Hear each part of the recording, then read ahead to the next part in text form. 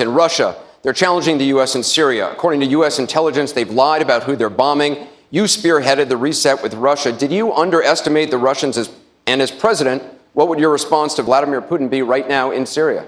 Well, first of all, we got a lot of business done with the Russians when Medvedev was the president and not Putin. We got a nuclear arms deal. We got the Iranian sanctions. We got an ability to bring important material and equipment to our soldiers in Afghanistan. There's no doubt that when Putin came back in and said he was going to be president, that did change the relationship.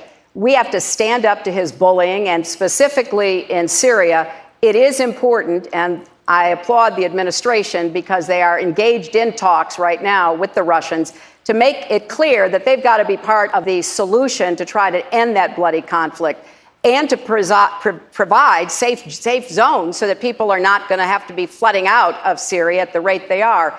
And I think it's important, too, that the United States make it very clear to Putin that it's not acceptable for him to be in Syria, creating more chaos, bombing people on behalf of Assad.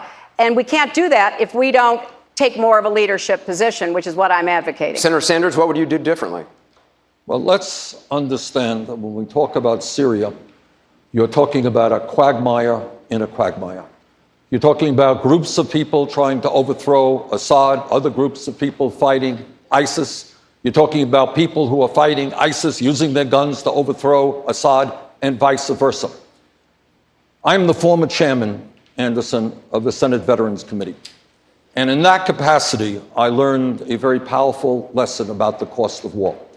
And I will do everything that I can to make sure that the United States does not get involved in another quagmire like we did in Iraq, the worst foreign policy blunder in the history of this country.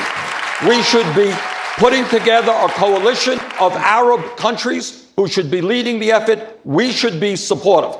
But I do not support American ground troops in Syria. On this issue of foreign policy, I want to go to Dana Bash. Nobody does, Senator Sanders. I want to go over to Dana Bash. Dana? Governor Chafee, you were the